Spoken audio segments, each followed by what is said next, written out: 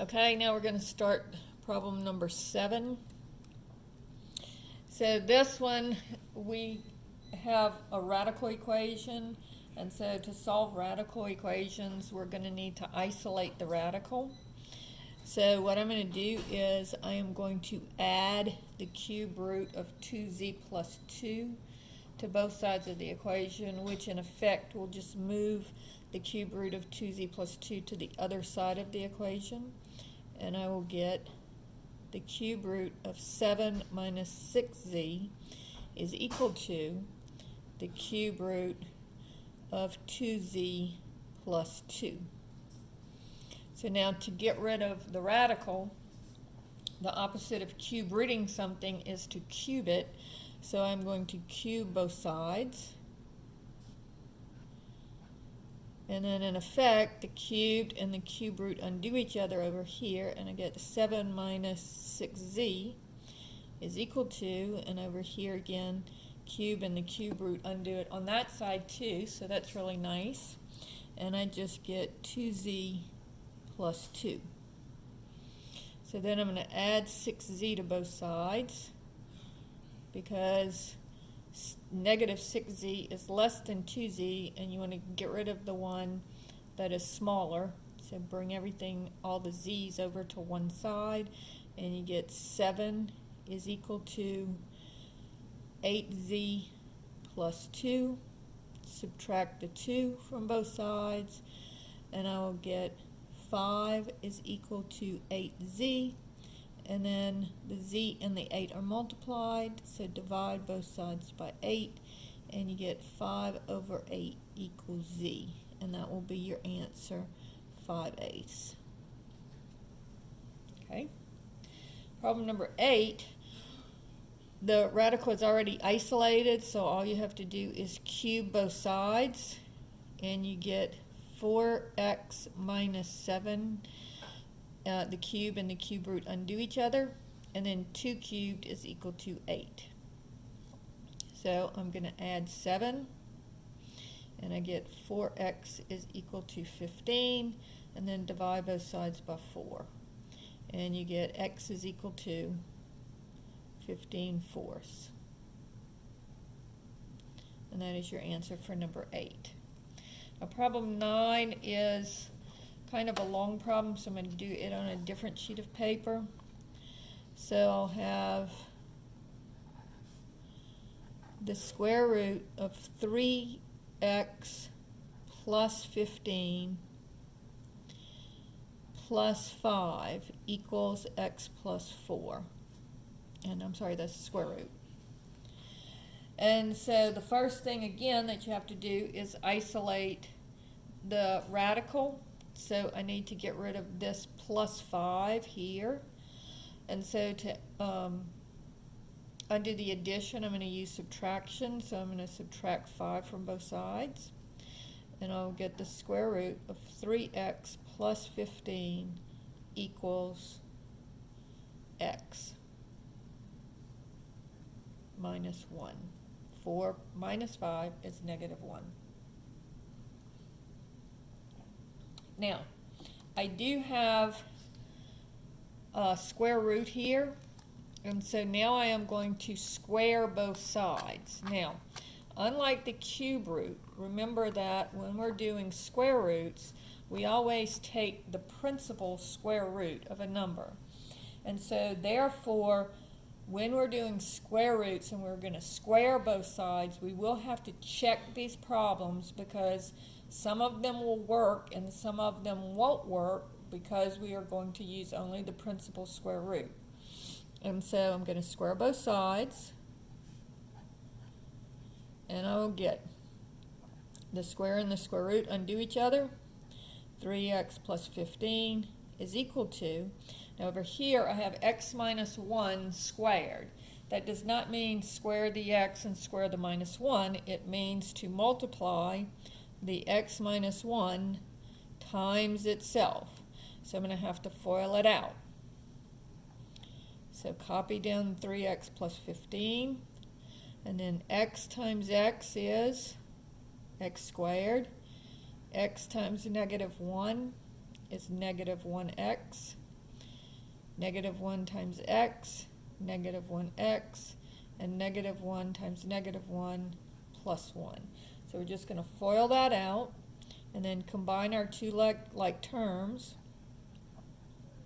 So copy down the 3x plus 15, and then I get x squared minus 2x, negative 1 plus negative 1 gives me negative 2x plus 1. Now, it has an x squared, so I need to set it equal to 0 and factor it. So, to get it equal to 0, I'm going to subtract the 3x from both sides, and I'm going to subtract the 15 from both sides to make this side equal to 0. And it doesn't matter which side is equal to 0. So x squared, negative 2x minus 3x is minus 5x, and 1 minus 15 is negative 14, combining my like terms. So now I'm ready to factor. So now I'm going to come over and I'm going to look at negative 14, and it factors into negative 1 times 14, or negative 2 times 7. I'm looking for 5, so negative 2 and 7 will give me 5, but I want negative 5, so change both of the signs. So this will factor into x plus 2 times x minus 7. And then notice when I add these two, it gives me negative 5, and when I multiply it, it does give me negative 14. And so this gives me x plus 2 equals 0, so x is equal to negative 2, and x minus 7 equals 0, so x is equal to 7. Now remember, I said that when we work this problem, that when you square both sides, you do have to check both answers. And so on this one, I'll check the negative 2 first. So I'm going to just plug the negative 2 into the original equation. So that would give me the square root of 3 times negative 2 plus 15 plus 5. And I want to see, is that equal to negative 2 plus 4? So this gives me 6. Negative 6 plus 15 would be 9. And negative 2 plus 4 would be 2. So this says the square root of 9 is 3. And again, remember, we take the principal square root. So is 3 plus 5 equal to 2? No, it's not. And so the negative 2 does not work. Now notice, if we did not take the principal square root, we could also say that the square root of 9 is negative 3, and that would work. But because we only take the principal square root, it does not. Now let's check the 7. So plugging it back into the original equation here, I have 3 times 7 plus 15 plus 5 is equal to 7 plus 4. So 3 times 7 is 21 plus 15 is 36. So I get the square root of 36 plus 5 is equal to 11. And the square root of 36 is 6. And 6 plus 5 is equal to 11, so this one checks. So my only good answer for problem 9 is 7. All right. Problem number 10 is now we're going to look at the fractional exponents. Now remember, the fractional exponents, what this means is the z needs to be squared and then cube rooted. So first let's look at how we're going to work this. And again, we're going to use the square root method. So we're going to bring the 9/16 to the other side. So I'm adding 9/16. When it changes sides, it changes signs. So z to the 2/3 is equal to 9/16. Now remember, here it means that what you would do with the z is square it and take the cube root of it. So what I'm going to do to undo that is I am going to cube it and take the square root of it. So basically what you're doing is you're raising it to the reciprocal of whatever that original exponent was. Now, when you do this, remember, you're taking the square root of both sides. So when you take the square root of both sides, you have to do plus or minus. So now let's go ahead and do the square root. So plus or minus, the square root of 9 is 3, and the square root of 16 is 4. Then I want to cube it. So I get z is equal to 3 cubed is 27, and 4 cubed is 64. So my answer here is 27 64ths and negative 27 64ths. And both of these answers will work, because notice that, and I don't really have to check this one, but I just want you to see that it does check. Z to the 2/3 minus 9/12 equals 0. So let's check the 27 over 64. So 27 over 64. First, I'm going to take the cube root of it. And so the cube root of 27 is 3, and the cube root of 64 is 4. Then I'll square it. And then 3 squared is 9, and 4 squared is 16. So you see it does check. All right, problem number 11 is talking about the different types of functions that we have. And so let's review all of the 8 functions. The first one is if I have y is equal to, let me do this on a separate sheet of paper as well. If I have y is equal to x, then that's going to be a line. If I have y is equal to x squared, then that's a parabola. If I have y is equal to x cubed, then that's going to be a snake. If I have y is equal to the absolute value of x, that's going to be a V shape. Then if I have y is equal to the square root of x, then I get the half of a sideways parabola. If I have y is equal to the cubed root of x, and remember, these are for any even power, this is for any odd power, and this is for any even root, and this is for any odd root. And it's going to look like a sideways snake. And then if I have y is equal to 1 over x, then it looks like this. We call that a boomerang. And remember, this is also for any odd power where the x is in the denominator. And y is equal to 1 over x squared. And we said that one looked like a volcano.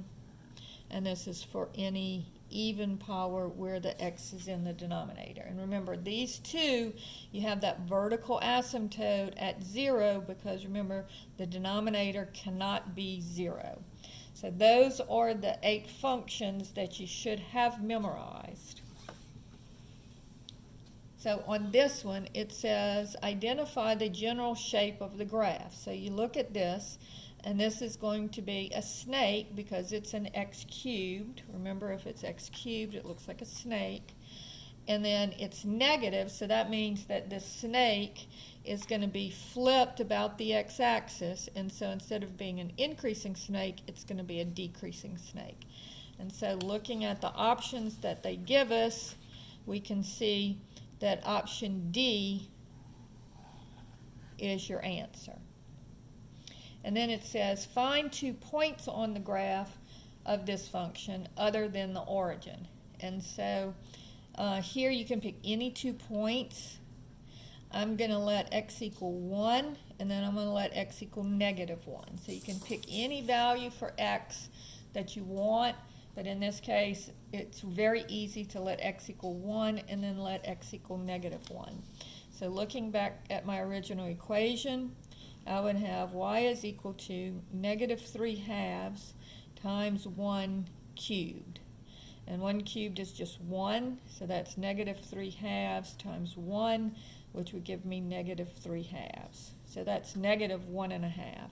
So when x is 1, y is negative 1.5. So that point would be here.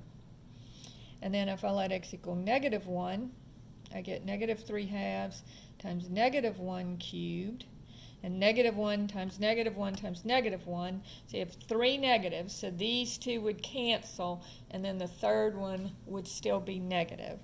And so negative 1 cubed is still negative 1. And then negative times negative is positive. And 3/2 times 1 is 3/2. So when x is negative 1, y is positive 3/2. And so you can see that we would have the snake coming down like this, going through the origin and then going down, continuing to go down. So that's what that would look like. All right, problem number 12 says identify the general shape of the graph of this function. And so this is an x to the 6 problem. And so remember, an x to the 6 is going to look very much like the x squared problem that we had here. And so the x squared looks like a parabola, so this one will also be a parabola, but because of the negative, it will be turned downward. And so this would be the option that you would want to choose for an x to the 6. And then again, find 2 points other than the origin and express each coordinate as an integer or simplified fraction. And so again, I'm going to let x equal 1 and then let x equal negative 1. And you don't have to choose those. It's just that those two numbers are very easy to determine the y value for. So here y is equal to negative 4/3 times 1 to the 6. So that would be negative 4/3 times 1 would be negative 4/3. And then if I let x equal negative 1, I get negative 4/3 times negative 1 to the 6 would be negative 4/3. And then negative 1 raised to the 6th power, since this is an even power, all of the 6 will cancel. So these two, if I've got 6 negative 1s, negative 1 and negative 1 would be 1, negative 1 and negative 1 would be 1, negative 1 and negative 1 would be 1. And so this is going to, all the negatives will cancel, you'll get 1, so negative 4/3 times 1 would give me negative 4/3. And so if I were to graph it, it would be over 1, and this is negative 1 1/3, so it would be about here, and over 1, and negative, and then of course it goes through the origin. And so again, it looks like this, and it goes through these 2 points.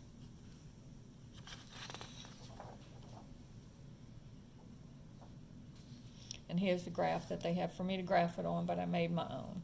So negative 1 and negative 1 1/3 and 1 and negative 1 1/3. So it looks like this. Okay? All right, this one. Consider the following function.